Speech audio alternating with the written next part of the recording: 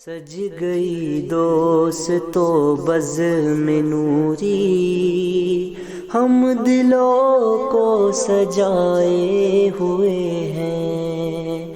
آج موسم آج موسم ہے کتنا سہانا، میرے سرکار آئے ہوئے ہیں۔ السلام علیکم ورحمۃ اللہ وبرکاتہ۔ وعلیکم السلام۔ ان کا نام لبوں پر آئے، ان کا نام لبوں پر آئے، میٹھا میٹھا منہ ہو جائے۔ ان کا نام لبوں پر آئے، میٹھا میٹھا منہ ہو جائے۔ ان کے بول بہاروں جیسے، ان کے بول بہاروں جیسے، اور اصحاب ستاروں جیسے، اور اصحاب ستاروں جیسے۔ ان سا جہاں میں اور نہ کوئی، ان سا جہاں میں اور نہ کوئی۔ ان سے لپٹ کر لکڑی روئے، ان سے لپٹ کر لکڑی روئے، ان سے لپٹ کر لکڑی روئے۔ جب وہ سفر پہ جایا کرتے، جب وہ سفر پہ جایا کرتے، بادل ان پر سایہ کرتے۔ جب وہ سفر پہ جایا کرتے، بادل ان پر سایہ کرتے۔ اور کیسے لوگ تھے مکے والے، روح کے اندھے دل کے کالے۔ کیسے لوگ تھے مکے والے، روح کے اندھے دل کے کالے۔ راس نہ آیا انہیں اجالا، راس نہ آیا انہیں اجالا، اور چاند کو شہر بدر کر ڈالا، چاند کو شہر بدر کر ڈالا۔ جس نے بنائے چاند ستارے، جس نے بنائے چاند ستارے، روشنیوں کے چشمے سارے، اس نے انہیں پسند کیا ہے، اس نے انہیں پسند کیا ہے۔ ان کا ذکر بلند کیا ہے، ان کا ذکر بلند کیا ہے۔ صادق اور امین وہی ہیں، صادق اور امین وہی ہیں۔ طٰہٰ اور یاسین وہی ہیں، طٰہٰ اور یاسین وہی ہیں۔ مولا کی پہچان وہی ہے، مولا کی پہچان وہی ہیں۔ سب سے بڑے انسان وہی، سب سے بڑے انسان وہی ہیں۔ وہ مہمان عرش معلیٰ، شان محمد اللہ اللہ، رحمت ان کی عالم عالم، صلی اللہ علیہ وسلم، صلی اللہ علیہ وسلم۔ ایک بار درود شریف پڑھ لیا، اللہم صلی علی سیدنا و شفیعنا و حبیبنا و مولانا محمد بارک وسلم، صلاۃ و سلام علیک یا رسول اللہ صلی اللہ تعالی علیہ وسلم۔ عزیز ساتھیوں، سب سے پہلے تو میں آپ سب کا بہت دل سے شکریہ ادا کرتا ہوں کہ آپ سب نے بہت اچھے سے مہمان نوازی کی، یہ پھولوں کا گلدستہ پیش کیا۔ میں آپ سب کا بے شکر گزار ہوں، اور بزم نوری ٹیم کا بھی شکر گزار ہوں کہ انہوں نے مجھے یہ موقع دیا کہ آج میں آپ سے باتیں کر رہا ہوں۔ عزیز ساتھیوں، ہمارے عبید بھائی نے میرے حوالے سے جو باتیں کی ہیں، اس کے بارے میں آپ سے کلیئر کر دینا اور واضح کر دینا زیادہ ضروری ہے کہ ہم سب جتنے کام کرتے ہیں اس میں تنہا نہیں ہوں۔ ہمارے ساتھ 24 لوگوں کی ٹیم ہے، اور یہ سب لوگ مل کر کام کرتے ہیں، تب یہ کام جا کر کے ہو رہا ہے، الحمدللہ۔ تو یہ پورا کا پورا ٹیم ورک ہے۔ ہاں، بس میں چہرہ ہوں تو میں بس دکھ جاتا ہوں، ورنہ اس کے پیچھے بہت سے لوگ ہیں، بہت سے لوگوں کی دعائیں ہیں، بہت سے لوگوں کا ساتھ ہے۔ تو اس میں کہیں نہ کہیں آپ سب بھی شامل ہیں، کیونکہ آپ سب کہیں نہ کہیں ہم سب کے لیے دعائیں تو کرتے ہی۔ آپ ہاتھ اٹھاتے ہیں تو کہتے ہوں گے اللہ دنیا میں جتنے بھی مسلمان ہیں، اللہ سب کی دستگیری فرما، اللہ سب کو صحت و تندرستی عطا فرما، ان کے مقاصد کو پورا فرما۔ تو آپ سب بھی ہم سب کے لیے دعا کرتے ہیں، اور ان سب کی دعاؤں کی وجہ سے یہ کام ہو رہا ہے۔ عزیزان محترم، ہمارے استاذ فرماتے ہیں کہ جو کام قوم کا ہے، جو کام قوم کا ہے، وہ کبھی ایک انسان نہیں کر سکتا۔ جو کام سب کا ہے وہ کسی ایک کے کرنے سے نہیں ہوگا۔ جب تک سب لوگ اس میں شامل نہیں ہوں گے تب تک وہ کام نہیں ہو سکتا۔ مسجد آپ سب بناتے ہیں, ہم سب مل کے مسجد بناتے ہیں, تو مسجد میں جتنا ایکسپینس اور خرچہ آتا ہے, ہم اور آپ چاہے, اور ہمارے گھر تو اس سے کہیں زیادہ خرچوں میں بنتے ہیں. ہم اور آپ گھر بنا لیتے ہیں, لیکن بہت ہی ریئر ہوتا ہے کہ کسی نے اکیلی مسجد بنائی. کہ مسجد کا ایکسپینس تو 10-15 اتنے لاکھ کا آتا ہے, گھر تو کروڑوں کا بنتا ہے. انسان گھر بنا لیتا ہے لیکن مسجد اکیلے نہیں بنا پاتا. کیوں عزیزو؟ اس لیے کہ مسجد یہ سب کا کام ہے. جب سب لوگ شامل ہوتے ہیں پھر وہ چیز بن جاتی ہے. تو یاد رکھیے, جو کام سب کا ہے, جو کام قوم کا ہے, جب تک سب لوگ اس میں شامل نہیں ہوں گے وہ کام نہیں ہو پائے گا. اچھا, دوسری بات آپ سے عرض کروں کہ اللہ تعالیٰ نے اگر ہمیں اور آپ کو کچھ کرنے کی توفیق دی دین کے لیے خاص طور سے, تو یہ ہمارے اور آپ کی بہت بڑی خوش نصیبی ہے. مولانا روم علیہ رحمہ ایک دن اپنے بارگاہ, اپنے خانوادے میں بیٹھے ہوئے تھے, اور اس زمانے کے ایک وزیر تھے جو سلجوقی سلطنت اور رومن امپائر کے پاس میں, یعنی جس کو سلجوقی سلطنت 2 حصوں میں بڑھ چکی تھی, ایک جو سینٹرل ایشیا میں تھی, دوسرا جو روم کے قریب تھا. تو مولانا روم وہی رہتے تھے روم کے پاس. تو اس وقت ان کے زمانے کے جو وزیر تھے, منسٹر تھے, وہ حضرت سے بڑی عقیدت رکھتے تھے, تو ان کے پاس آتے جاتے رہتے تھے. تو انہیں دنوں بہت خلافت میں اور وہاں کی حکومت میں بڑا بھوچال سا آیا ہوا تھا, لوگ بہت پریشان تھے, وہ خود بہت پریشان تھے. تو حضرت کے پاس آئے اور کہتے ہیں کہ حضور والا, ہم جو ہیں بہت پریشان ہیں, ہم لوگوں کو چاہ رہے ہیں کہ لوگ ایک جھنڈے کے نیچے آئیں, لیکن لوگ بغاوت پہ آ رہے ہیں, یہاں سازش ہو رہی, یہاں ہو رہا ہے, یہاں ہو رہا ہے, میں بہت پریشان ہوں. حضرت کیا کیا جائے؟ مطلب اس وقت کے جو حالات تھے, اس حالات کو لے کر جو وزیر تھا وہ بہت پریشان تھا. تو حضرت سے اس حالات کا ذکر کرتا ہے. تو حضرت کہتے ہیں کہ میاں, ہمارا کام صرف کوشش کرنا ہے, لوگوں کو صحیح رکھنے کا کام, ان کو خوشحال رکھنے کا کام ہمارا ہے. بقیہ دنیا چلے گی کیسے, یہ اس کی ذمہ داری ہے جس نے دنیا بنائی ہے. جس نے یہ دنیا بنائی ہے یہ اس کی ذمہ داری ہے دنیا کیسے چلے گی. تو اللہ تبارک و تعالیٰ نے یہ دنیا بنائی ہے, اللہ تبارک و تعالیٰ نے اپنا دین بھیجا ہے, اپنا رسول بھیجا ہے, ہم سب کو مسلمان بنایا, اور یہ دین اس کا ہے. تو دین کیسے آگے بڑھے گا یہ اللہ کی ذمہ داری ہے, اس کے بارے میں ہمیں اور آپ کو نہیں سوچنا ہے. ہاں, اگر ہمیں اس دین کی خدمت کرنے کا موقع مل جائے تو پھر ہمیں اللہ تبارک و تعالیٰ کی بارگاہ میں شکر ادا کرنا چاہیے. یہ دین اللہ کا ہے, وہ اپنے دین کی خدمت دوسروں سے بھی لے لیتا ہے, وہ اپنی دین کی خدمت ایسے لوگوں سے لے لیتا ہے ہم اور آپ کبھی سوچ بھی نہیں سکتے. اگر میں آپ سے کہوں تو شاید آپ میری بات کو صحیح کہیں گے کہ آج شاید جو کام ہمارے علماء, ہمارے صوفیاء, ہمارے مشائخ نہیں کر پائے, وہ 2 آدمیوں نے اور کچھ لوگوں کے گروپ نے کر دیا. یاجوج ماجوج جب سے آئے ہیں 2014 کے بعد سے, ہماری قوم میں آٹومیٹک الرٹس آ گیا ہے. کتنا زیادہ اویئرنیس ہماری قوم میں آ گیا ہے. وہ قوم جس کی شروعات اقرا سے ہوئی تھی, تعلیم سے ہوئی تھی, وہ بہت مست پڑی تھی, لیکن دیکھیں نا 2010 اور 12 کے بعد سے کتنا زیادہ ہمارے تعلیم میں بڑھوتری آئی ہے, کتنی زیادہ اویئرنیس آئی ہے. تو اللہ کا دین ہے, وہ کسی سے بھی خدمت لے لے گا. بس عزیزوں, لیکن اگر ہمیں اس دین کی خدمت کرنے کی توفیق مل جائے تو پھر ہمیں اللہ تبارک و تعالیٰ کا شکر ادا کرنا چاہیے. ایک بار عیسائی ملک کے بادشاہوں نے اور وہاں کی ٹیم نے یہ پلان کیا کہ اگر ایسا ہو جائے کہ حضور اکرم صلی اللہ تعالیٰ علیہ وسلم کی قبر مبارک کو مدینے سے نکال کر روم لایا جائے, اور روم آ جاتی ہے, اس کے بعد ہمیں دنیا کو, مسلمان دنیا کو بتائیں گے کہ تمہارے رسول کی قبر تو, تمہارے رسول کا جو جسم ہے وہ تو ہمارے پاس ہے.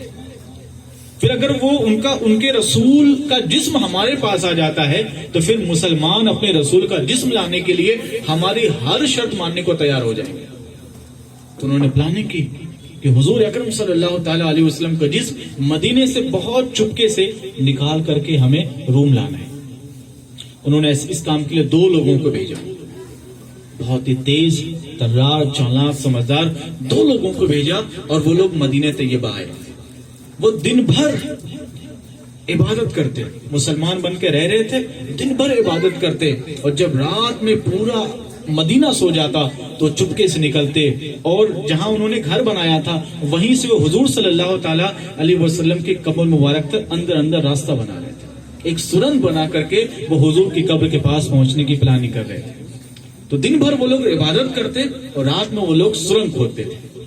عزیزان محترم، اس وقت کئی سارے بادشاہ تھے، کئی سارے سلطان تھے، کئی سارے بڑے نام تھے، لیکن اللہ کے رسول صلی اللہ تعالی علیہ وسلم حضرت نور الدین زنگی رحمت اللہ تعالی علیہ کے خواب میں آئے اور کہا، اے نور الدین زنگی، مجھے ان دونوں آدمیوں سے بچاؤ۔ حضرت نور الدین زنگی صبح اٹھے تو آپ کو لگا کہ ایک نارمل سا خواب ہے، انسان خواب دیکھتا ہی رہتا ہے، ہم اور آپ بھی ڈھیر سارا خواب دیکھتے ہیں، لیکن یاد رکھیے عزیزو، ہم اور آپ جو خواب دیکھتے ہیں نا، خواب یہ نبوت کا 40واں درجہ ہے، یعنی کہ خواب میں اللہ تبارک و تعالی ہمیں کچھ نہ کچھ رہنمائی بھیجتا ہے، کچھ ہمارے ساتھ ہونے والا ہے، اللہ اس کی رہنمائی کرتا ہے۔ ہاں، ہر خواب وہ سچا خواب نہیں ہوتا۔ اللہ کے رسول فرماتے ہیں جو سحری کے وقت خواب دیکھا جاتا ہے وہ زیادہ تر سچا ہوتا ہے۔ تو ان کو خواب دکھایا گیا تو ان کو لگا نارمل سا خواب ہے، تو انہوں نے دھیان نہیں دیا۔ دوسرے دن پھر ان کو خواب آیا، تب ان کو لگا کہ مسئلہ ہے کچھ، اور پھر وہ دوسرے دن ہی لشکر تیار کرتے ہیں اور مدینہ طیبہ کی طرف آتے ہیں۔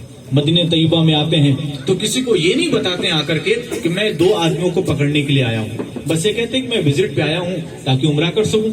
تو وہ آئے اور انہوں نے اعلان کرا دیا کہ میں آیا ہوں تو میں تمام لوگوں سے ملنا چاہوں گا، اور میں ان سب سے ملوں گا، ان کی خیریت پوچھوں گا اور ان کو تحفے دوں گا جو میں دے سکتا ہوں۔ تو تمام مدینے کے لوگ آتے رہے، وہ تحفہ دیتے رہے، وہ ان سے ملاقات کرتے رہے، لیکن وہ 2 چہرے 2 لوگ نہیں نظر آئے۔ جب سب لوگ جو آ چکے تو وہ لوگ نظر نہیں آئے۔ اچھا، حضرت نور الدین زنگی علیہ رحمہ کو یہ یقین تھا اگر اللہ کے رسول نے خواب دکھایا ہے پھر وہ تو سچا خواب ہوگا۔ اللہ کے رسول خواب میں آئے ہیں اور انہوں نے جن لوگوں کے بارے میں بتایا ہے وہ خواب کبھی جھوٹا نہیں ہو سکتا۔ تو جب سبھی مدینے کے لوگ آ گئے اور وہ 2 چہرے نہیں دکھے تو آپ نے پوچھا کوئی بچا ہے کیا؟ لوگوں نے کہا سب حضور سب آ گئے۔ نہیں کوئی تو بچا ہوگا، ذرا پتہ کریے۔ پھر بہت لوگوں نے دماغ دوڑایا تو پتہ چلا ہاں حضور 2 آدمی ہیں جو بڑے نیک ہیں، راتوں دن عبادت کرتے ہیں، انہیں دنیا سے کوئی مطلب نہیں ہے۔ حضور اس سے وہ آپ کی بارگاہ میں نہیں آئے، قانون ان کو بلایا جائے۔ ان کو بلایا گیا تو وہ بولے کہ ہمارا بادشاہوں سے کیا کام، کہاں بادشاہ کہاں عبادت گزار لوگ، ہمارا کیا ان سے کام، نہیں بیٹھتے، نہیں آئے۔ اب بادشاہ نے بلایا اور وہ نہیں آئے تو بادشاہ کو تھوڑا غصہ ہے، تو بادشاہ کہے ٹھیک ہے میں پھر ان سے ملنے جاؤں گا۔ اگر وہ اتنے اللہ کے قریب ہیں اور دن رات عبادت کرتے ہیں تو ایسے لوگوں کو بلانا نہیں چاہیے بلکہ خود ان کی بارگاہ میں جانا چاہیے۔ بادشاہ ان کے پاس پہنچے، جب ان کے پاس پہنچے ان کا چہرہ دیکھا تو پھر وہی چہرے تھے جو اللہ کے رسول صلی اللہ تعالی علیہ وسلم نے خواب میں دیکھا، وہی چہرہ۔ جیسے آپ نے وہ چہرہ دیکھا آپ نے تلوار نکالی اور پوچھا کہ تم لوگ کیا کام کر رہے ہو؟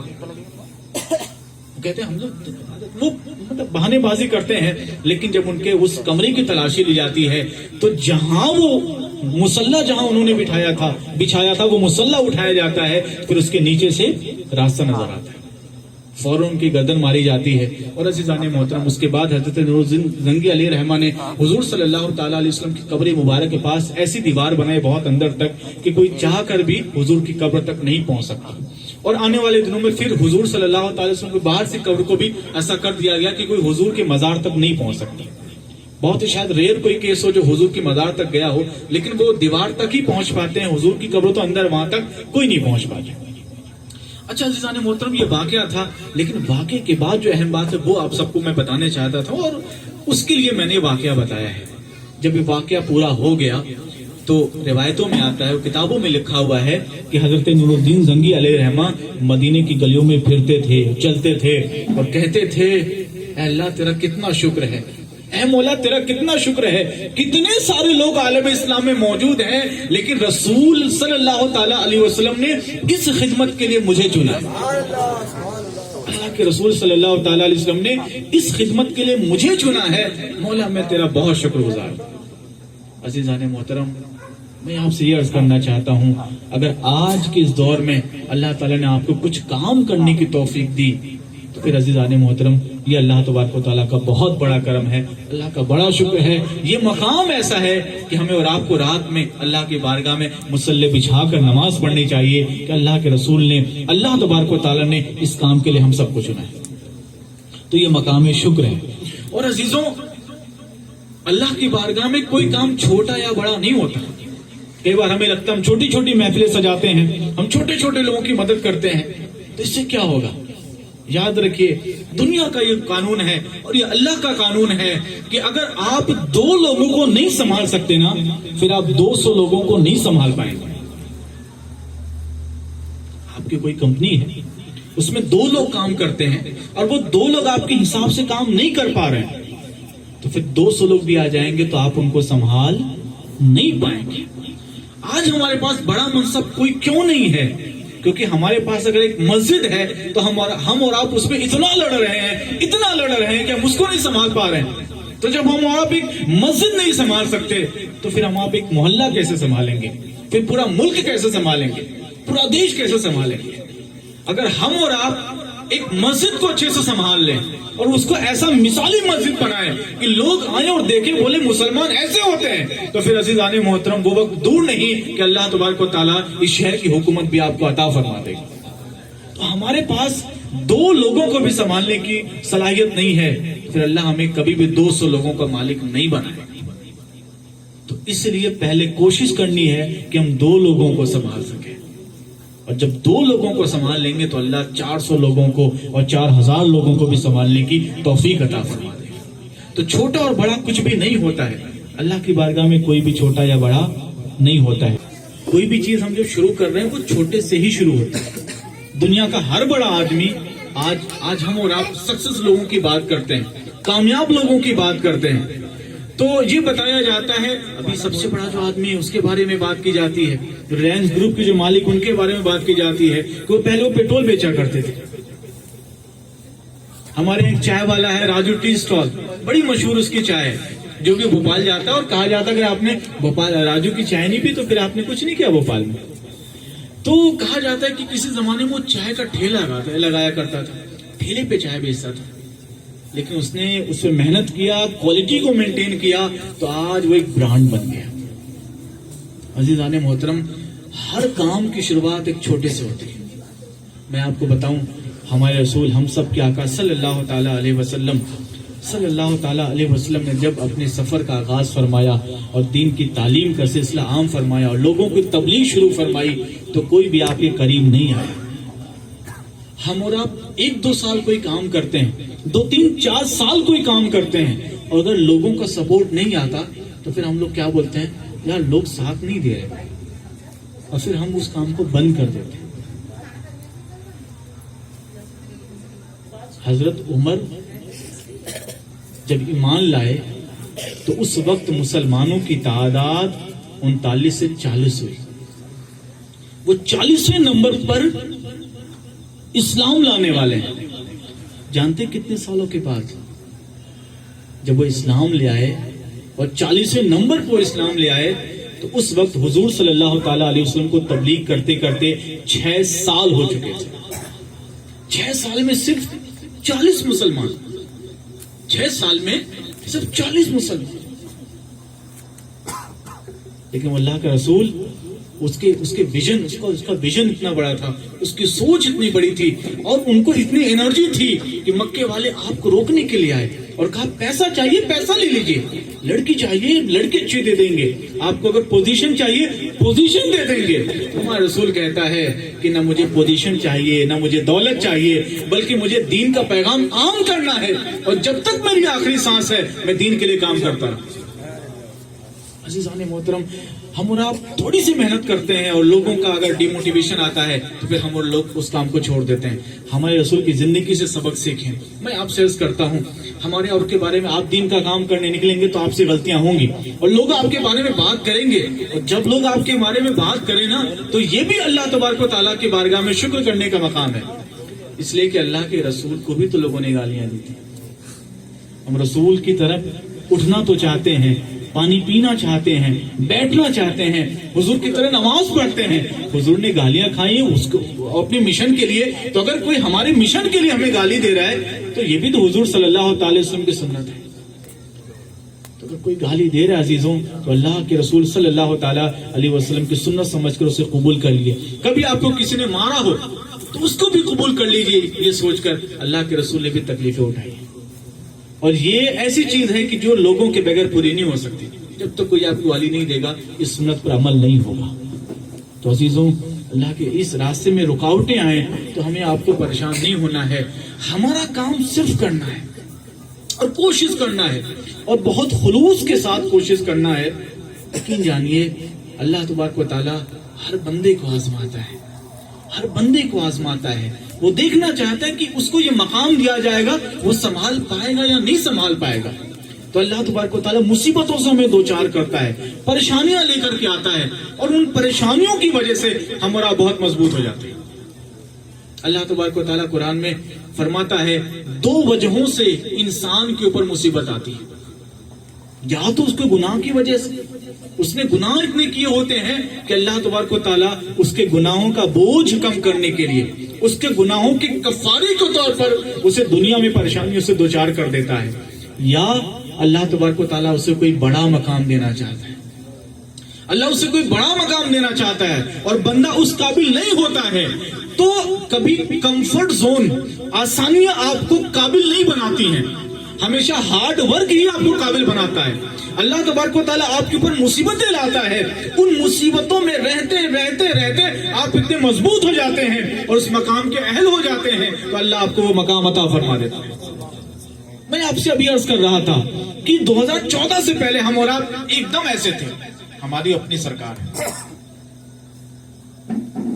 بالکل ایسے ہی تھے، لیکن جیسے یاجوج ماجوج آئے ہم اور آپ ایسے ہو گئے. 2019 کے بعد ہم اور آپ کھڑے ہو گئے. اور دیکھیں نا ان 10 سالوں کے اندر ہماری اور آپ کی قوم کا جو سوچنے کا لیول تھا وہ کتنا چینج ہو چکا ہے. 2014 سے پہلے ہم فرقوں کے بارے میں بات کرتے تھے. ہمارے پاس دین کے بارے میں بات کرنے کے لیے صرف یہی تھا کہ فلاں فرقہ ایسا ہے، ہم ایسے ہیں، فلاں ایسا، فلاں ایسا، فلاں، بس یہی ٹاپک ہوتا تھا. لیکن آج دیکھیں کیا ہمارے جلسوں میں فرقوں کے بارے میں بات ہوتی ہے لیکن بہت کم ہو چکی ہے.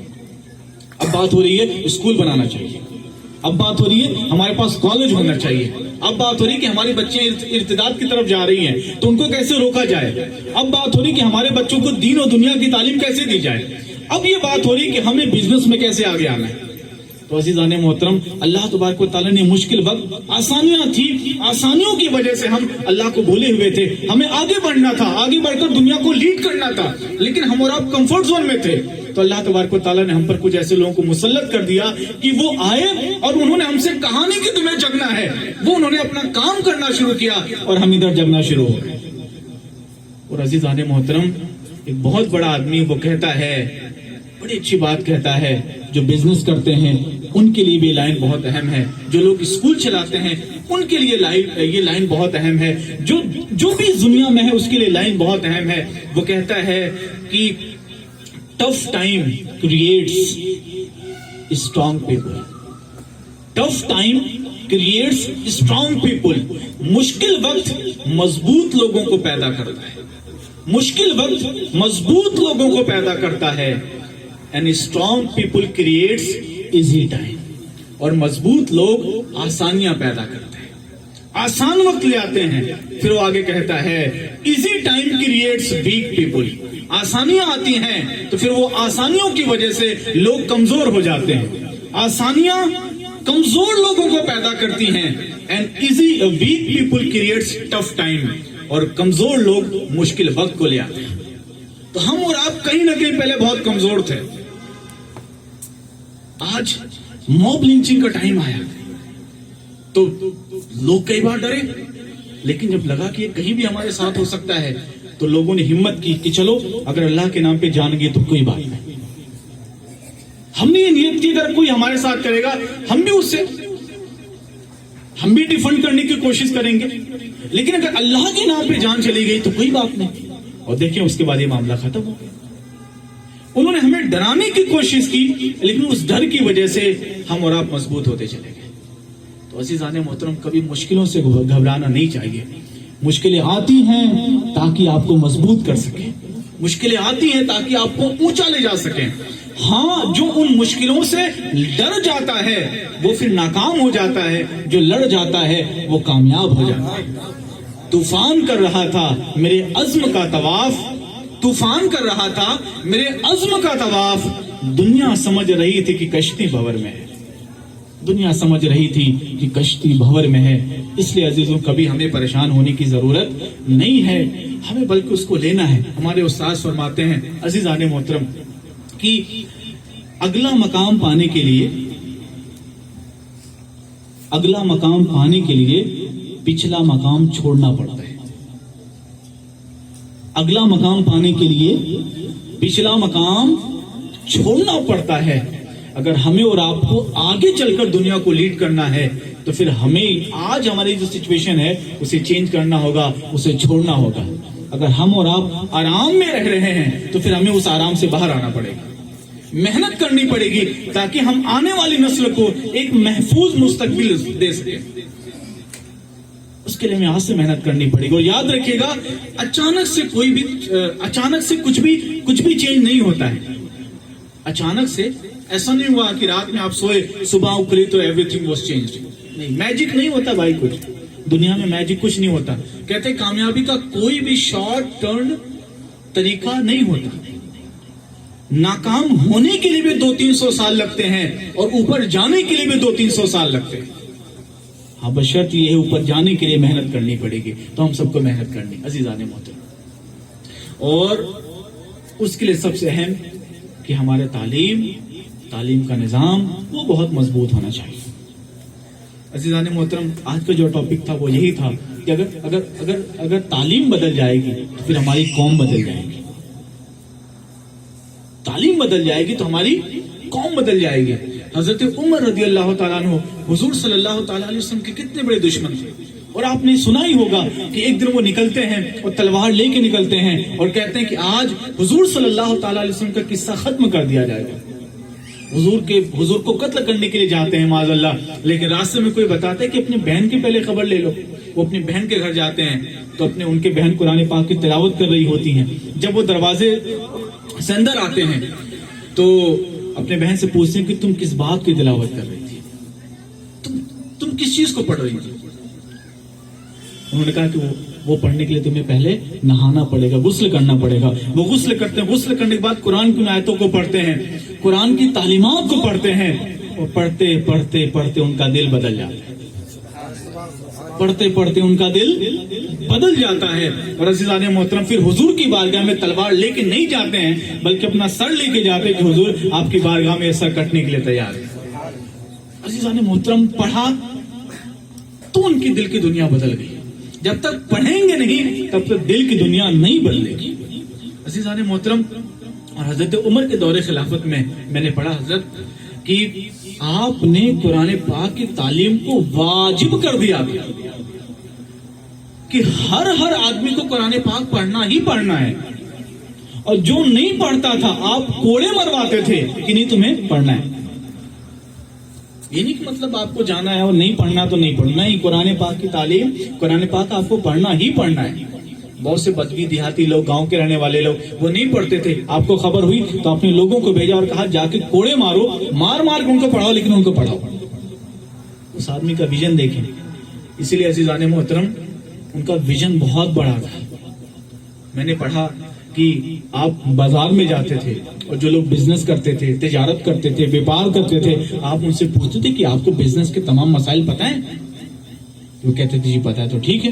اگر وہ کہتے نہیں ہمیں بزنس کے مسائل کا علم نہیں ہے تو آپ ان کو کہتے کہ پہلے جائیے اور علم حاصل کریے, بزنس کا علم حاصل کریے, اس کے بعد آ کر کے بزنس کریے.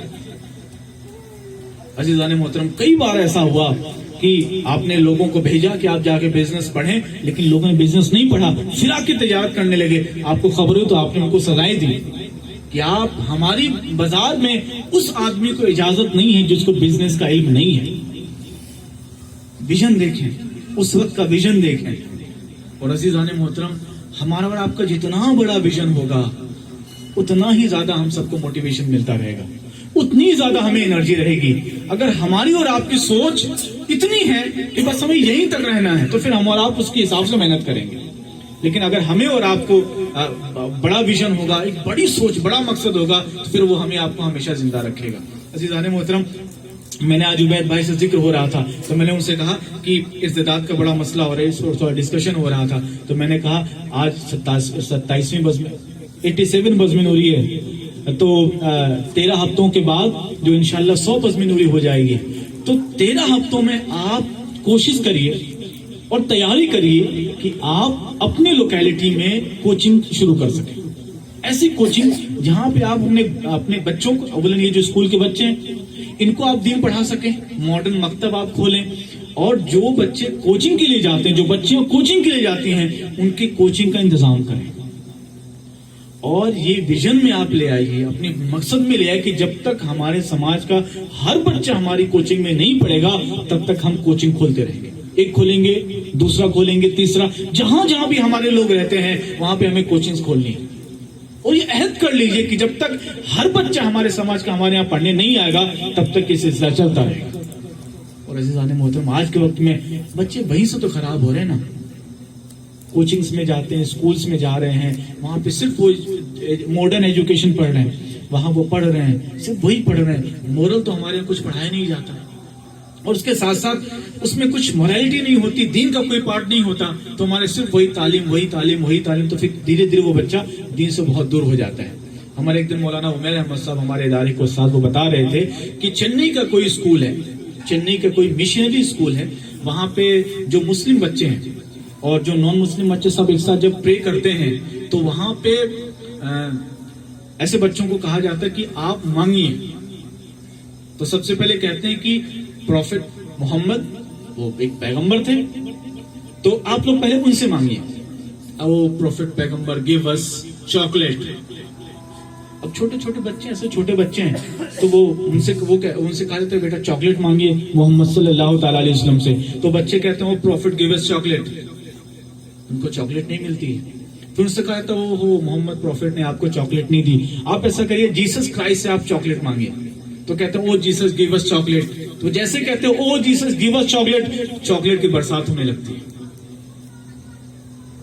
چاکلیٹ کی برسات ہونے لگتی ہے. ابھی چھوٹے چھوٹے بچے کیا سمجھیں گے کہ پروفٹ محمد چاکلیٹ نہیں دے سکتے, جیسس کرائسٹ ہمیں چاکلیٹ دے سکتے. دھیرے دھیرے پھر وہ دین سے دھیرے دھیرے سے دور ہو جائے گے.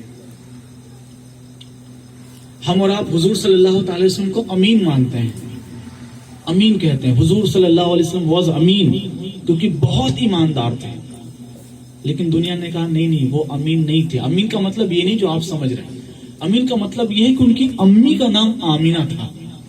تو جیسے انسان آج کے وقت میں نا اپنے شوہر کے نام پہ اپنا نام رکھتا ہے, اپنے دادا کے نام سے اپنا نام رکھتا ہے. کوئی بھی بڑا آدمی کسی خاندان میں ہو جاتا ہے تو وہاں سے اس نام کا سلسلہ شروع ہو جاتا ہے. کوئی درانی پیدا ہوا تو اب ہر کوئی درانی اپنے نام کے آگے لکھ رہا ہے. تو اسی طریقے سے انہوں نے کہا کہ جیسے ہمارے یہاں نام لکھنے کا رواج ہے نا, تو حضور صلی اللہ تعالی وسلم کی والدہ کا نام آمینہ تھا, اس لیے حضور کو امین کہا جاتا ہے. اس نسبت سے حضور صلی اللہ علیہ وسلم کی کیسے, حضور صلی اللہ علیہ وسلم کی جو شخصیت ہے ایمانداری والی, وہ ہمارے ذہنوں سے ہٹانے کی کوشش کی جا رہی ہے. حضور صلی اللہ تعالی علیہ وسلم بچوں کو کلاس میں پڑھایا جا رہا ہے, فیمنزم کا آتا ہے, عورتوں کے بارے میں چیپٹر کھلتے ہیں اور بتایا جاتا ہے کہ یہاں پہ بہت سے لوگ جو مسلم دکھ رہے ہیں, ہاں مسلم بچیاں حجاب پہنے ہوئی ہیں, لیکن کیا آپ کو معلوم ہے کہ آپ کے پیغمبر کی کتنی بیویاں تھیں؟ تو کہیں گے ہاں سنا ہے 2-4 بیویاں تھیں. کوئی کہتا نہیں ہمیں نہیں معلوم. تو وہ کہتے ہیں آپ کے پیغمبر کی 11 بیویاں تھیں. 11 بیویاں آپ کے پیغمبر کی, بتائیں. اتنا کہنے کے بعد وہ کہتا ہے کہ آپ کے جو پیغمبر تھے جن کو آپ مان رہے ہیں نا, وہ معاذ اللہ کہنے میں برا لگتا ہے, لیکن وہ جو کہتے ہیں اس لیے آپ کے سامنے کہہ رہا ہوں تاکہ آپ کو اندازہ لگے دنیا ہمیں اور آپ کو ہمارے دین سے دور کرنے کے لیے کتنی کوششیں کر رہی ہیں. وہ کہتے ہیں کہ آپ کے پیغمبر کی 11 بیویاں تھیں. اس کا مطلب آپ کے پیغمبر جو تھے نا وہ معاذ اللہ عورتوں کے بہت دلدادہ تھے. He was a sexual person. معاذ اللہ رب العالمین. اب کسی بھی آدمی سے کہا جائے گا وہ تو کہے گا ہی. قربانی کا وقت آتا ہے تو اسکول میں شروع ہو جاتا ہے کہ بتائیے آپ لوگ کہتے ہیں کہ آپ کا دین پیس کا دھرم ہے. شانتی کا در میں، لیکن اب جانوروں کو مارتے ہیں، جانوروں کو قتل کرتے ہیں، وہ بھی اللہ کے نام پہ، اور اللہ تو کہہ رہے کہ دین جو ہے وہ، اور اللہ تبارک و تعالیٰ تو رحم کرنے والا ہے۔ اب جو لوگ دین کو نہیں جانتے، جن کو تھوڑا سا بھی دین نہیں پتا ہے، پھر تو وہی بولیں گے نا یار سب تو ایسے چل رہا ہے، تو غلط ہے، اور دھیرے دھیرے دھیرے دھیرے وہ دین سے بہت دور ہو جاتے ہیں۔ عزیزان محترم، چیلنجز بہت بڑے بڑے ہیں، اور یہ آج کے نہیں ہیں، اس لیے بہت زیادہ پریشان مت ہوئیے، یہ آج سے مسئلے نہیں ہیں۔ جس وقت پہلی بار حضور صلی اللہ تعالی علیہ وسلم نے لوگوں سے کہا اے لوگوں میں اللہ کا نبی ہوں، مجھ پر ایمان لے آؤ، اس وقت ایک بندہ کھڑا ہوا، اس نے کہا کہ آپ نے اسی لیے ہمیں بلایا تھا۔ اسی دن سے حضور صلی اللہ تعالی علیہ وسلم اور ہمارے دین کی تعلیم کو روکنے کی کوشش کی گئی، لیکن حضور صلی اللہ تعالی علیہ وسلم اپنے ویژن میں بہت سچے تھے، اپنے مشن میں بہت پکے تھے۔ لوگوں نے بہت آفر کیا کہ حضور آپ جو چاہیں لے لیجئے، ہم آپ کو دینے کے لیے تیار ہیں، لیکن اپنے مشن سے ہٹ جائیے۔ اللہ کے رسول کہتے ہیں تم مجھے مال دے سکتے ہو، لیکن اگر تم میرے ہاتھ میں سورج لا کے رکھ دو اور چاند لا کے رکھ دو، پھر بھی میں اپنے مشن سے نہیں ہٹوں گا۔ حضرت ابوبکر کا وقت آیا، حضرت عمر کا زمانہ آ گیا، اور پھر ایسے وہ ہمیشہ کوشش کرتے رہے ہمیں اور آپ کو ختم کرنے کی، مٹانے کی، لیکن اسلام کے اندر اپنی خوبصورتی، وہ اپنی خوبصورتی کی وجہ سے بڑھتا جا رہا ہے۔ تو یہ ہمیشہ کوششیں ہو رہی ہیں، تو اس لیے پریشان ہونے کی ضرورت نہیں ہے۔ ہاں یہ کوششیں ہو رہی ہیں تو اس کا تدارک کیسے کیا جائے، یہ ہماری اور آپ کی ذمہ داری بنتی ہے۔ اس لیے عزیزان محترم، اب ہمیں اور آپ کو آج کی جو موجودہ ضرورتیں ہیں اس پر کام کرنا ہی ہوگا۔ آپ سب کو ایک بات سناؤ، حضرت امام غزالی رحمۃ اللہ تعالی علیہ فرماتے ہیں، حضرت امام غزالی علی رحمہ فرماتے ہیں کہ ایک جو حدیث ہے جس کو ہمارے یہاں بہت پڑھا جاتا ہے، اختلاف امتی رحمہ، میرے امت میں جو اختلاف ہوتے ہیں وہ رحمت ہے۔ تو کہتے ہیں ایک جو مسائل کا اختلاف ہے، نظریات کا اختلاف ہو تو الگ چیز ہے، لیکن یہاں پہ اختلاف سے مراد وہ چیزیں ہیں جو ہمارے سماج کے لیے ضروری ہیں۔ ایک سوسائٹی کے لیے جو چیز ضروری ہوتی ہے وہاں سے مراد یہ ہے کہ ہماری سوسائٹی میں الگ الگ طرح کی چیزیں ہونی چاہیے، الگ الگ طرح کے بزنس ہونے چاہیے، الگ الگ طرح کی ضرورتیں ہونی چاہیے، تاکہ سماج کی ضرورتوں کو پورا کیا جا سکے۔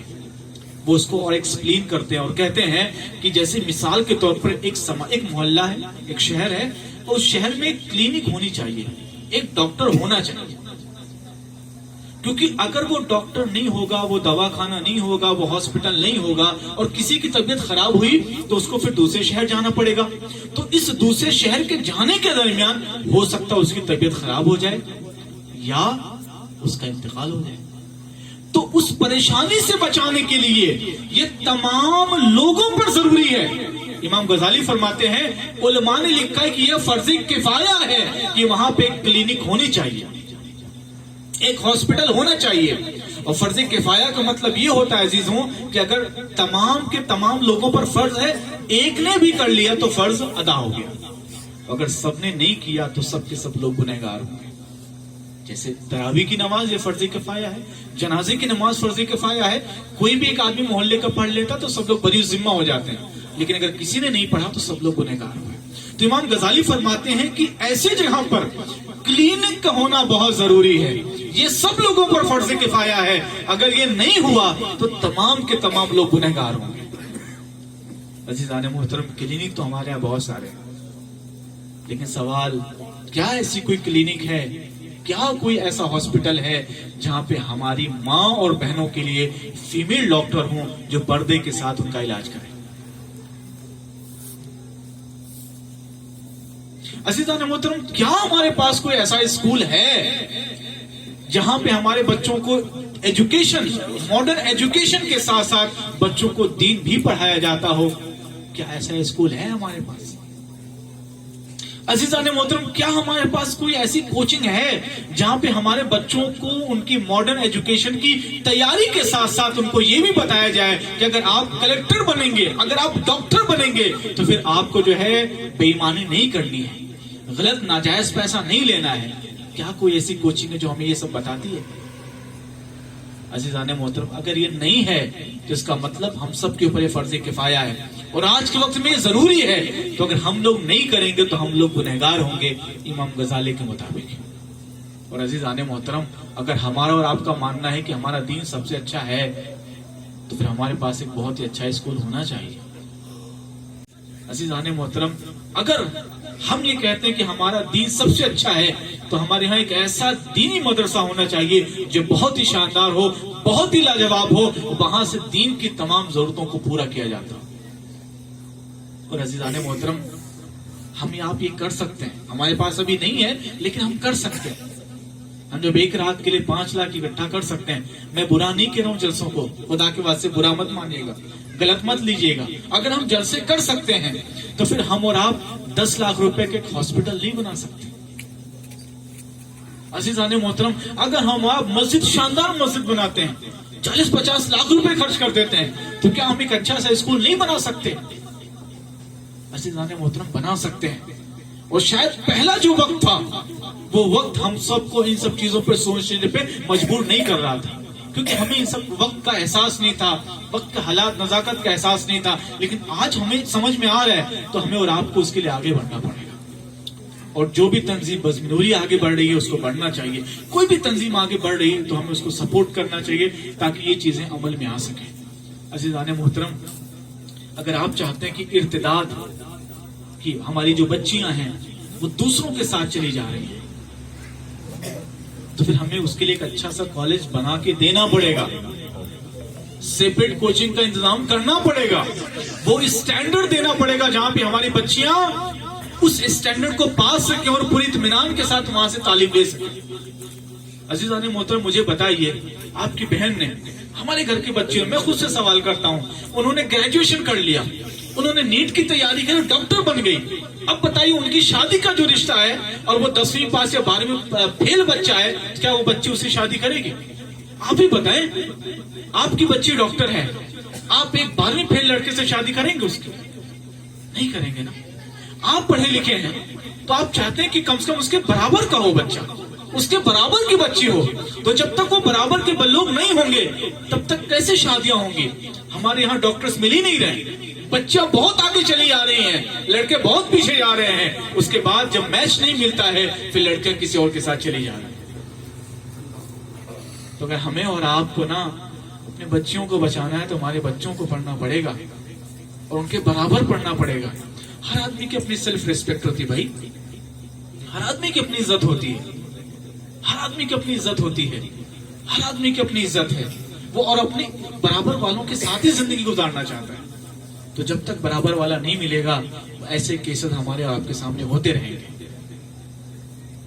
ویمن امپاورمنٹ پہ بہت کام ہوا، جس کا فائدہ یہ ہو کہ ہماری بچیوں نے بہت تعلیم حاصل کر لی، لیکن ہمارے بچے چھوٹ گئے، ہمارے بچے چھوٹ گئے. ابھی ہمارے بھوپال میں ایک تنظیم ہے، ان بچوں کو جو کہ بورڈ کے ایگزام میں 10ویں میں یا 12ویں میں 75% سے زیادہ نمبر لے کے آتے ہیں تو ان کو وہ 12,000 روپے کی اسکالرشپ دیتی ہے تاکہ اپنی پڑھائی کو آگے بڑھا سکیں. تو 200 مسلم اسٹوڈنٹ کا انتخاب ہوا جنہوں نے CBSE یا MP بورڈز میں 75% سے زیادہ نمبر حاصل کیے تھے. ان 200 اسٹوڈنٹ میں صرف 6 لڑکے تھے، 194 لڑکیاں تھیں.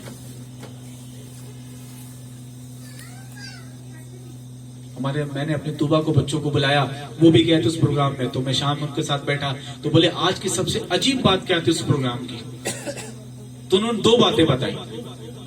پہلے یہ بتایا کہ وہاں پہ ایک لیڈی آئی تھی، ڈاکٹر روشن جہاں آرا کر کے، ایک ایسی عورت، ایک ایسی ڈاکٹر، اگر آپ یوٹیوب پہ آپ اس کو سرچ کریں گے تو شاید وہ عورت ملے گا آپ کو، دکھے کہ وہ ایسی عورت جس کا پیر نہیں ہے.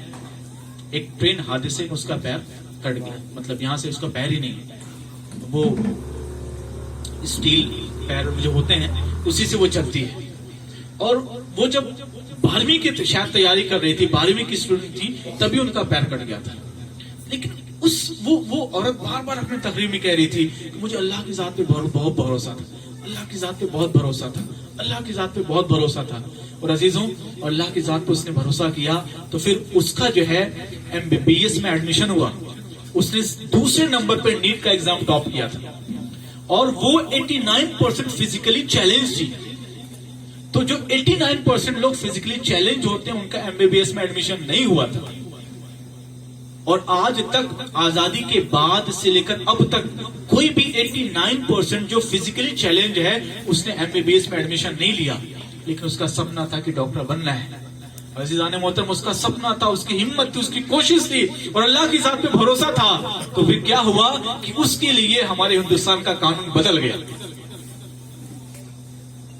وہ ایم ڈی اس نے ایم ڈی میں ایڈمیشن لینا چاہا تو اس میں بھی اس کو دقت آئی. اس نے ہائی کورٹ سے لے کر سپریم کورٹ تک لڑائی کی. فائنلی سپریم کورٹ نے صرف اس کی ہمت کو دیکھتے ہوئے, اس کے جذبے کو دیکھتے ہوئے اسے اجازت دی کہ وہ ایم ڈی میں ایڈمیشن لے سکے. تو بچوں نے بتایا کہ اس عورت کی کہانی بہت انسپائرنگ تھی. یقین یعنی جب وہ تقریر کر رہے تھے جتنے بھی لوگ موجود تھے ہر کوئی رو رہا تھا, کیونکہ سامنے ایک ایسی لڑکی تھی جس کے پیر نہیں تھے, لیکن وہ بار بار یہی کہہ رہی تھی کہ مجھے اللہ کی ذات پہ بھروسہ تھا, مجھے اللہ کی ذات پہ بھروسہ تھا, مجھے اللہ کی ذات پہ بھروسہ تھا. اور میں سوچتی تھی اگر اللہ تبارک و تعالیٰ نے میری ٹانگیں لی ہیں تو بدلے میں مجھے کچھ نہ کچھ ضرور عطا فرمائے. اللہ نے اس کو دیا کہ اس کے لیے قانون بدل گیا. اقبال کہتے ہیں نا کہ خودی کو کر بلند اتنا کہ ہر تقدیر سے پہلے خدا بندے سے خود پوچھے بتا تیری رضا کیا. تو ایک اس کی کہانی بہت الگ تھی اور دوسرا بچوں نے یہ بتایا کہ ان 200 بچوں میں 200 اسٹوڈنٹ میں صرف 6 لڑکے تھے, 194 لڑکیاں تھیں.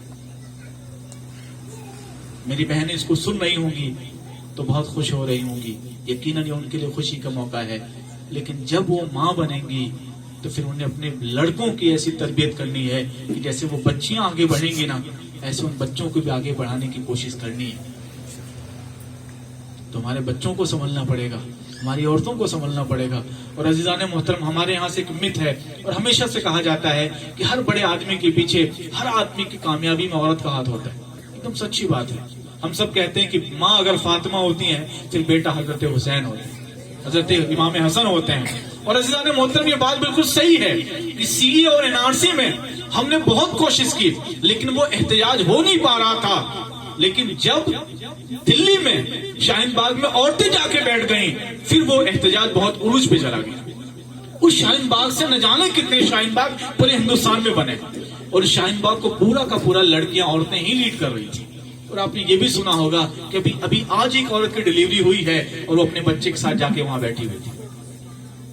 ایک تو بچوں کی ڈیتھ ہو گئی وہاں پہ بیٹھنے کی وجہ سے, بچے چھوٹے تھے, ٹھنڈی لگی, ان کا انتقال ہو گیا, لیکن پھر بھی وہ عورت وہاں پہ بیٹھی رہی. تو جب تک عورتیں نہیں آئیں گی نا تب تک کوئی چیز آگے نہیں بڑھتی ہے. تو اگر ہماری قوم کو آگے بڑھنا ہے تو ہماری ماں اور بہنوں کو بہت محنت کرنی پڑے گی, بہت محنت کرنی پڑے گی. ہمارے بھائیوں کو باہر بہت محنت کرنی پڑے گی اور ہمارے بہنوں کو گھر کے اندر بہت محنت کرنی پڑے گی. محنت کریں گے, کوشش کریں گے, 10-15 سال لگے گا, لیکن عزیزان محترم ایک وقت آئے گا کہ ہم اور آپ بہت مضبوطی کے ساتھ کھڑے ہوں گے. تو سب کو محنت کرنی ہے. فیض نے بہت پہلے کہا تھا شکوے ظلمت شب سے تو کہیں بہتر ہے اپنے حصے کی کوئی شمع جلاتے جاتے. ہمیں اور آپ کو اپنے حصے کا بس کام کرتے رہنا ہے. آدمی اپنے حصے کا کام کرے, عورتیں بچوں کی تربیت پہ دھیان دیں, پھر انشاءاللہ تبارک و تعالی ہماری قوم کا مستقبل بہت اچھا ہو جائے گا.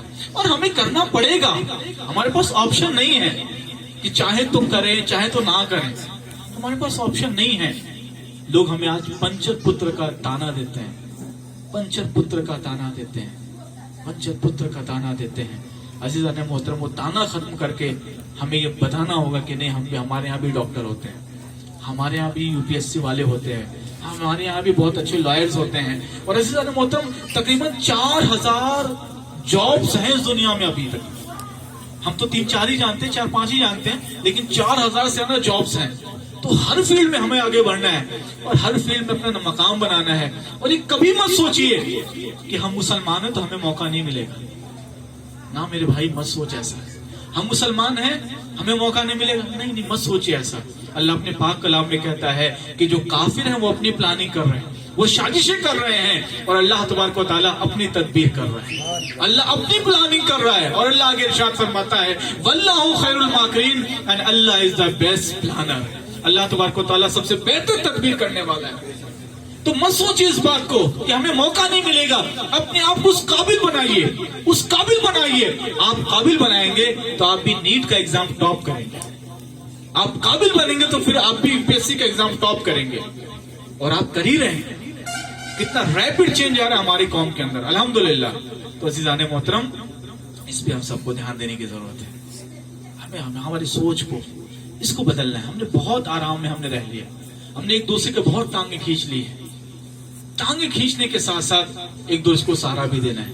ہم انسان ہیں, ایک دوسرے کی ٹانگیں کھینچیں گے, وہ کبھی نہیں ہو سکتا. انسان ہے تو انسان غلطیاں کرے گا, چاہے جانے میں انجانے میں, لیکن اس کے ساتھ ساتھ ہمیں اپنے قوم کو آگے بڑھانے کے لیے کوشش کرنی ہے. اگر سوچیں آپ, صرف آپ کی وجہ سے, صرف آپ کی وجہ سے ایک بچہ بھی سدھر جاتا ہے تو صرف ایک بچہ نہیں سدھرتا میرے عزیز, پوری کی پوری نسل سدھر جاتی ہے. ایک کلاس روم میں صرف ایک بچہ نہیں ہوتا جو پڑھ رہا ہوتا ہے, پوری کی پوری نسل پڑھ رہی ہوتی ہے. وہ بچہ پڑھ لیتا ہے پھر اس کے بچے بھی پڑھ لیتے ہیں, وہ بچہ نہیں پڑھتا ہے پھر اس کے بچے بھی جا کر کے پنچر بناتے ہیں. عزیزان محترم, ایک ہماری کوشش سے اگر ایک بچہ بھی آگے بڑھ جاتا ہے, ہمارے یہاں ایک کوشش سے تھوڑا سا دن کا کام ہو جاتا ہے, تو ہمیں اس کام کو کرنا چاہیے انشاءاللہ تبارک و تعالی. تو عزیزان محترم, ہمیں اپنی سوچ کو بدلنا پڑے گا, کمفرٹ زون سے باہر آنا پڑے گا, اپنے ویژن کو بڑھانا پڑے گا اور سوچنا پڑے گا کہ ہمارے آنے والے دنوں میں ہمیں اور آپ کو کرنا کیا ہے. آج کی محفل عزیزان محترم یہ سال ثواب کے لیے ہمارے انور بھائی نے یہ آج کی محفل منعقد کی, اور ان کی والدہ محترمہ کی برسی کے موقع پر انہوں نے یہ محفل منعقد کی. تو بس ایک بات ہے آپ کو اس سال ثواب کے حوالے سے عرض کرنا چاہوں گا کہ ہمارے رسول ہم سب کے آقا صلی اللہ تعالی علیہ وسلم ارشاد فرماتے ہیں کہ جانے والا دنیا سے چلا جاتا ہے, اور اس کے جانے کے ساتھ ساتھ جیسے اس کی سانس ٹوٹتی ہے تو اس کے عمل کا سلسلہ بھی ختم ہو جاتا ہے. لیکن تین چیزیں ایسی ہیں اگر اس نے کیا تو پھر مرنے کے بعد بھی اسے ثواب ملتا ہے, مرنے کے بعد بھی اسے ثواب ملتا رہے گا. تو وہ بہت دھیان سے سنیے گا. اللہ کے رسول فرماتے ہیں کہ ایسا علم اپنے پیچھے چھوڑ جائے جس سے لوگ فائدہ اٹھا رہے ہیں, ایسا علم چھوڑ جائے, اب چاہے وہ کتاب کی شکل میں, لیکچر کی شکل میں, یا کسی کو پڑھانے کی شکل میں, تو جب تک اس کے علم سے لوگ فائدہ اٹھاتے رہیں گے, اس کی کتاب کو پڑھتے رہیں گے, یا اس نے جس بچے کو پڑھایا ہے, عزیزوں جب اس نے کسی اس بچے کو پڑھایا ہے تو جب تک وہ پڑھتا رہے گا تو جس نے اسے پڑھایا اس کو ثواب ملتا رہے گا. تو اگر آپ نے اپنے پیچھے کوئی ایسے علمی کام چھوڑا ہے, کوئی فائدہ مند علم کی بات چھوڑی ہے, یا فائدہ مند طالب علم چھوڑا ہے, تو جب تک وہ پڑھتا رہے گا آپ کو ثواب ملتا رہے گا. اور ہمارے رسول نے ایک بات اور ارشاد فرمائی ہے, آپ فرماتے ہیں کہ اگر کوئی اچھی بات کی شروعات کرتا ہے اور جو لوگ بھی اس پر عمل کریں گے, تو جو عمل کریں گے انہیں تو ثواب ملے گا کیونکہ وہ اچھی بات پہ عمل کر رہے ہیں, لیکن جس نے شروع کیا ہے اسے بھی ثواب ملتا رہے گا. تو جس نے شروع کیا اس کو شروع کرنے کا ثواب, اور جتنے بھی لوگ اس کی بتائی ہوئی بات پہ عمل کرتے رہیں گے اسے بھی اس کا ثواب ملتا رہے گا. اب مثال کے طور پر ہمارے حضرت قبلہ محمود صاحب, انہوں نے پہلے چاندامیٹا میں بزم نوری کی شروعات کی, پھر وہاں کی ویو چھندواڑہ میں آئی, سمنے میں گئی, تو تقریباً 15-16 جگہوں پہ بزم نوری ہوتی ہے, اور ہر ہفتے کہیں نہ کہیں بزم نوری ہوتی ہے.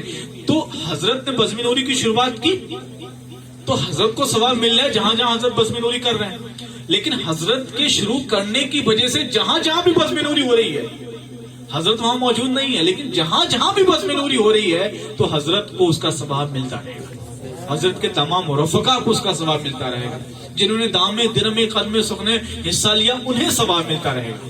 تو کوئی بھی چیز آپ نے ایسے علمی ورثہ اپنے پیچھے چھوڑا کہ جس پہ لوگ عمل کر رہے ہیں, اس سے فائدہ اٹھا رہے ہیں, تو جب تک اس سے فائدہ اٹھاتے رہیں گے آپ کو ثواب ملتا رہے گا.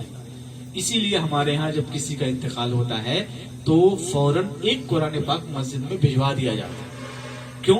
کیونکہ لوگ اس کو پڑھیں گے تو پڑھنے کا ثواب اس کو ملتا ہے, اس لیے ڈھیر سارے قرآن پاک مسجد میں ہوتے ہیں. تو پہلی چیز کوئی علمی کام, علمی ورثہ چھوڑا ہو, اور دوسری چیز اللہ کے رسول ارشاد فرماتے ہیں کہ یا صدقہ جاریہ, کوئی اس نے ایسا صدقہ کیا ہو جس سے لوگ فائدہ اٹھا رہے ہیں. مسجد میں پنکھا نہیں تھا, اس نے پنکھا لگوا دیا, تو جب تک پنکھا چلے گا اس کے ہوا لوگوں کو ملتی رہے گی, اس بندے کو ثواب ملتا رہے گا. آپ نے مسجد بنائی, مسجد کے بنانے میں اینٹ آپ نے دے دی, سیمنٹ دے دی, تو جب تک وہ مسجد قائم رہے گی آپ کو اس کا ثواب ملتا رہے گا. تو صدقہ جاریہ کا کانسیپٹ تو بہت بڑا ہے. تو کوئی بھی ایسا کام آپ نے کیا جس سے لوگ فائدہ اٹھا رہے تو اس کا ثواب آپ کو مرنے کے بعد بھی ملتا رہے گا. اور تیسری اور بہت اہم بات, ہم میں سے ہر آدمی عالم نہیں ہے, ہم میں سے ہر آدمی کئی بار صدقہ جاریہ نہیں کر پاتا. کئی بار پیسے نہیں ہوتے, کئی بار ایسا ہوتا ہے کہ اللہ اس کا پیسہ قبول نہیں کرتا. میں آپ سے عرض کروں, بہت سے لوگوں کے پاس پیسے, لیکن اللہ کو نا ان کا پیسہ پسند نہیں ہے. ہاں, اللہ کو ان کا پیسہ پسند نہیں ہے. مسجد کے لیے کام ہوتا ہے, وہ پیسہ نہیں دیتے. آپ نے پیسہ نہیں دیا عزیزوں, آپ نے پیسہ نہیں دیا, اس کا مطلب یہ نہیں ہو کہ آپ نے پیسے بچا لیے. اس کا مطلب یہ ہوا کہ کوئی آپ نے ایسا گناہ کیا ہے جس کی وجہ سے اللہ نے آپ کے پیسے کو اپنی مسجد میں لینا قبول نہیں کیا. آپ کے پاس ہے, آپ کر سکتے ہیں, آپ پوٹینشیل ہیں, اس کے بعد بھی نہیں کر رہے ہیں, اس کا مطلب اللہ تبارک و تعالیٰ نے آپ کا پیسہ لینا پسند نہیں فرمایا. اگر آپ نماز نہیں پڑھ رہے ہیں تو اس کا مطلب یہ نہیں کہ آپ نے اپنا وقت بچا لیا. حضرت ابو بکر فرماتے ہیں کہ کیا اس نے ایسا گناہ کر دیا کہ اس کی وجہ سے اللہ اس کو اپنی بارگاہ میں بلا نہیں رہا ہے. نماز نہیں پڑھتے تو سوچے اللہ کیوں ہمیں بلا نہیں رہا ہے. تو بہت سے لوگ ہیں جن کے پاس علم نہیں ہے, بہت سے لوگ جو پیسہ نہیں خرچ کر پاتے. لیکن تیسری چیز جو کہ بہت ہے, میں بہت غور سے سنیے گا, اللہ کے رسول فرماتے ہیں یا جانے والا دنیا سے چلا جائے اور اپنے پیچھے نیک اولاد چھوڑ جائے. اپنے پیچھے نیک اولاد چھوڑ جائے اور وہ نیک اولاد اس کے لیے مغفرت کی دعا کرتی رہے, اس کے لیے ایصال ثواب کے کام کرتا رہے. تو وہ نیک اولاد چھوڑ جائے گا تو پھر وہ نیک اولاد اللہ کی بارگاہ میں دعا کرتی رہے گی, مولا میرے والد کو بخش دے, مولا میرے والد کو بخش دے, مولا میری والدہ کو معاف فرما دے. وہ دعا کرتا رہے گا, اس کے لیے کام کرتا رہے گا, صدقے کرتا رہے گا, اور ایک دن اللہ تبارک و تعالیٰ اس کے والد یا والدہ کو معاف فرما دیتا ہے. عزیزان محترم, اللہ معاف فرما دیتا ہے. اللہ کی بارگاہ کا دروازہ کھٹکھٹایا جائے نا, کھٹکھٹاتے رہیے. ایک دن ایسا ہوگا کہ دروازہ کھل جائے گا, ایک دن ایسا ہوگا کہ دروازہ کھل جائے گا. اس پر حضرت امام حسن بصری فرماتے ہیں کہ بھائی اللہ کا دروازہ بند ہی کب تھا کہ تجھے کھٹکھٹانے کی ضرورت پڑے. ایک بزرگ نے کہا کہ جب تک اللہ کی بارگاہ کا دروازہ نہ کھلے کھٹکھٹاتے رہنا چاہیے.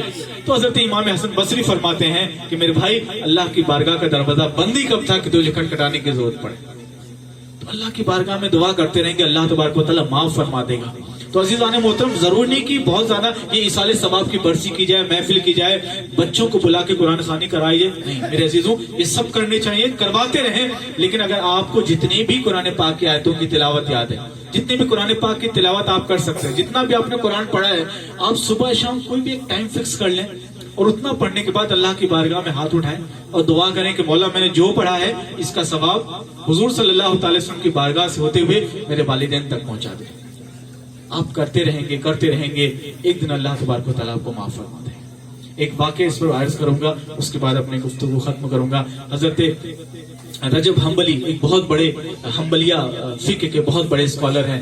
وہ اپنی کتاب میں لکھتے ہیں کہ ایک بار وہ فجر کی نماز کے لیے مسجد گئے, فجر کی نماز سے واپس آئے تو راستے میں قبرستان تھا. تو عام طور سے طریقہ یہ تھا کہ آپ اس قبرستان کے پاس بیٹھ جاتے تھے, اور جب آپ بیٹھتے تھے تو تھوڑی دیر وہاں پہ رہتے تھے. ایک دن آپ فجر کی نماز پڑھ کے آئے اور وہاں پہ آپ بیٹھے اور آپ کو نیند لگ گئی, آپ کی آنکھ لگ گئی, آپ سو گئے اور آپ نے خواب دیکھا کہ سبھی لوگ اس قبرستان سے اپنی قبروں سے نکل رہے ہیں, قبر پھٹ رہی ہے, لوگ نکل رہے ہیں اور سب لوگ ایک جگہ پہ اکٹھا ہو رہے ہیں. ایک چبوترا بنا ہوا تھا, وہاں پہ سب لوگ اکٹھا ہو رہے تھے. تو جو قبروں سے نکلنے والے لوگ تھے, کچھ لوگ ایسے تھے جن کے کپڑے ایک دم چمک رہے تھے, خوبصورت شاندار, چہرہ چمک رہا ہے. کچھ لوگ ایسے جن کے تھوڑا سا ہلکا ہے, تھوڑا سا گندا ہے. اور آپ نے دیکھا کہ ایک نوجوان نکلتا ہے, اس کا کپڑا ایک دم پھٹا ہوا ہے, ایسا لگ رہا ہے بہت لمبا سفر اس نے کیا ہوا ہے, بال بال بکھرے ہوئے, مٹی لگی ہوئی ہے اور چہرہ ایک دم کالا پڑا ہے. سب لوگ جا کے چبوترے پہ کھڑے ہوتے ہیں. اتنی دیر میں فرشتے آتے ہیں اور اپنے ساتھ تھال لے کر کے آتے ہیں, تھال لے کر کے آتے ہیں, اور لینے کے بعد وہ سب لوگوں کو ایک ایک تھال دیتے رہتے ہیں. لوگ اپنی تھالوں کو لیتے ہیں اور پھر اپنے قبر میں چلے جاتے ہیں. وہ نوجوان کھڑا رہتا ہے, فرشتے آتے ہیں, سب کو تھال دیتے ہیں, لیکن اس نوجوان کو کوئی بھی تھال نہیں دیتے ہیں, کچھ بھی اس کو نہیں ملتا ہے. سب لوگ اپنی قبروں میں چلے جاتے ہیں. فرشتوں کے جانے کے بعد سب اپنی قبروں میں تھال لے کے چلے جاتے ہیں. تو وہ بندہ بھی چپ چاپ اپنی قبر میں جانے لگتا ہے. تو امام رجب حنبلی رحمۃ اللہ علیہ اس کے پاس جاتے ہیں, اس سے کہتے ہیں بھائی یہ کیا ماجرا ہے, کیا قیامت قائم ہو چکی ہے؟ تو وہ کہتا ہے نہیں, اصل میں ہر روز کا معمول یہی ہے کہ ہم سب اپنی قبروں سے نکلتے ہیں، اور یہ جو فرشتے آئے تھے اور جو تھال لے کے آئے تھے، یہ وہ چیزیں تھیں جو ان کے گھر والوں نے ایصال ثواب کی تھی. ان کے گھر والوں نے ایصال ثواب کیا تھا، تو اس ایصال ثواب کو یہ تھال کی شکل میں لے کر کے آئے تھے. تو آپ نے اس سے پوچھا کہ تمہیں کیوں نہیں ملا؟ تو اس نے کہا کہ میرا کوئی نہیں ہے، میرا کوئی نہیں. میرے والد کا مجھ سے بہت پہلے انتقال ہو گیا. جب میرے والد کا انتقال ہوا تو میں بہت چھوٹا سا تھا، تو میری والدہ نے کسی اور سے شادی کر لی، پھر وہ اپنے شوہر کے ساتھ چلی گئی. اس کے بعد میں تھوڑا سا بڑا ہوا اور میرا انتقال ہو گیا، تو میرا کوئی ہے ہی نہیں جو میرے لیے کچھ پڑھ سکے، میرے لیے کوئی درود پڑھ سکے، میرے لیے قرآن پاک پڑھ سکے، کوئی صدقہ کر سکے، میرے لیے کوئی نہیں ہے. تو آپ اس سے کہتے ہیں کہ بھائی تمہیں پتہ ہے تمہاری والدہ کا ہے، لیکن اللہ تبارک و تعالیٰ کا کرم، اللہ تبارک و تعالیٰ ہم سے اور آپ سے کتنی محبت کرتا ہے. تو وہ کہتا ہاں میری والدہ فلاں جگہ پہ رہتی ہیں. تو آپ اپنے ہاتھ پہ اس کا ایڈریس لکھتے ہیں، اور وہ لکھوانے کے بعد وہ بندہ چلا جاتا ہے اور آپ کی آنکھ کھلتی ہے، اور جب آپ کی آنکھ کھلتی تو دیکھتے ہیں آپ کے ہاتھ پہ ایڈریس لکھا ہوا تھا. آپ کے ہاتھ پہ وہ ایڈریس لکھا ہوا تھا. آپ اس شہر میں جاتے ہیں اور اس کی والدہ سے ملاقات کرتے ہیں اور اس کو پورا ماجرا بتاتے ہیں. جب اس کی والدہ کو پتا چلا کہ میرا بچہ اس حال میں ہے، تو کسی بھی والدہ کو پتا چلے گا اس کے بچے کے بارے میں تو اس کو تو رونا تو آئے گا. بہت روتی ہے بیچاری. اور ان کے پاس جتنی بھی سیونگ تھی، تقریباً 400 کے سم تھنگ 400 درہم انہوں نے بچا کے رکھے تھے، تو انہوں نے فوراً ان کو دیا اور کہا کہ لے جائیے اور میرے بیٹے کے ایصال ثواب کے لیے اسے غریبوں میں بانٹ لیجیے. اور پھر انہوں نے وعدہ کیا کہ میں روز اپنے بچے کے لیے کچھ نہ کچھ ایصال ثواب کروں گی انشاءاللہ. تو آپ یہ پیغام پہنچاتے ہیں، وہ درہم بانٹتے ہیں، اس کے بعد اپنے گھر چلے آتے ہیں. وقت گزرتا ہے، سب چیزیں بدل جاتی ہیں. بہت دنوں کے بعد آپ کا چونکہ روز کا معمول تھا، پھر آپ ایک دن وہاں گئے اور بیٹھے ہوئے تھے اور آنکھ کھل گئی اور وہی منظر، سب لوگ اپنی قبروں سے نکل رہے ہیں. اور کسی کا کپڑا بہت اچھا ہے، کوئی چمک رہا ہے، سب جا کے چبوترے پہ کھڑے ہوتے ہیں. پھر اینڈ میں آپ دیکھتے ہیں کہ وہ نوجوان بھی اپنی قبر سے نکلتا ہے، لیکن اس بار جب وہ نکلا تو اس کا کپڑا گندا نہیں تھا، اس کا کپڑا چمک رہا تھا. ایسا لگ رہا تھا کہ کسی نے اسے بہت اچھے سے نہلایا ہے، دھلایا ہے. پھر وہ بھی آ کے چبوترے پہ کھڑا ہوتا ہے. فرشتے آتے ہیں، ایک ایک تھال سب کو دیتے ہیں اور اس نوجوان کو بھی تھال دی جاتی ہے. سب تھال لے کے اپنے اپنے قبروں میں جانے لگتے ہیں، سب چلے جاتے ہیں، یہ نوجوان بھی جانے لگتا ہے. تو آپ اس کا ہاتھ پکڑتے ہیں، بولے بھائی یہ کیا ماجرا ہے؟ تو وہ آپ کا ہاتھ پکڑ کے کہتا ہے کہ آپ کا بہت بہت شکریہ کہ آپ نے میرا پیغام میری ماں تک پہنچایا، اور میری والدہ میرے لیے روز ایصال ثواب کرتی رہتی ہیں، تو اس کی برکت یہ ہے کہ اللہ نے مجھے معاف کر دیا ہے. عزیزان محترم، اللہ بہت کریم ہے، اس لیے ہم پر کئی بار مصیبتیں وہ لاتا ہے تاکہ ہمارے گناہ کم ہو سکے. دیکھیں ہم سے گناہ تو ہوں گے، تو ہمارے گناہ کم ہو سکیں، اللہ تبارک و تعالیٰ ایسے سبیل پیدا فرما دیتا ہے. اور اسی لیے وہ اللہ کے رسول ارشاد فرماتے ہیں، اگر آپ اپنے بعد اپنی نیک اولاد چھوڑ کے جائیں گے اور نیک اولاد آپ کے لیے ایصال ثواب کرتی رہیں گی، تو انشاءاللہ تبارک و تعالیٰ آپ کا گناہ کم ہو جائے گا، ثواب میں برکتیں ہو جائیں گی، تو اللہ آپ کو معاف فرما دے گا. تو ایسے بچوں کو، نیک اولاد کو، ایسے نیک اولاد جو آپ کے لیے ایصال ثواب کرے، ایسے بچوں کو ہونا چاہیے. اور ایسے بچے تبھی ہوں گے جب وہ اسکول کے ساتھ ساتھ دین بھی پڑھیں گے. تو پھر عزیزان محترم بات پھر وہیں گھوم کر کے آتی ہے کہ اگر ہم اور آپ چاہتے ہیں کہ دنیا میں بھی کامیاب ہوں اور آخرت میں بھی کامیاب ہوں، پھر کہیں نہ کہ ہمیں ایسی تعلیم بچوں کو دلانی پڑے گی جو دین والی بھی ہو اور دنیا والی بھی ہو. تو انشاءاللہ تبارک و تعالیٰ اسی پیغام کے ساتھ پھر ایک بار ریپیٹ کرتا ہوں کہ اگر ہمیں اور آپ کا، ہمارا اور آپ کا ایمان ہے کہ ہم سب سے اچھے لوگ ہیں، پھر ہمارے شہر میں ایک سب سے اچھا اسکول ہونا چاہیے. اگر ہمارا ایمان ہے کہ ہمارا دین سب سے اچھا ہے، تو ایک بہت ہی اچھا ہاسپٹل ہونا چاہیے جہاں پہ ہماری بہنوں کا پردے کے ساتھ علاج ہو سکے، جہاں پہ بہت پردے کے ساتھ ان کی ڈیلیوری ہو سکے، جہاں پہ کوئی میل ڈاکٹر ان کو چیک کرنے والا نہ ہو بلکہ کوئی فیمیل ڈاکٹر جو ان کو چیک کر سکے. اچھی کوچنگز ہونی چاہیے، مکتب ہونے چاہیے ان چھوٹے چھوٹے بچوں کو دین پڑھانے کے لیے انشاءاللہ تبارک و تعالیٰ. تو بس انہی باتوں کے ساتھ آپ سب کو اللہ کے امان میں استغفر اللہ ربی من کل ذنب واتوب الیہ. السلام علیکم ورحمۃ اللہ وبرکاتہ.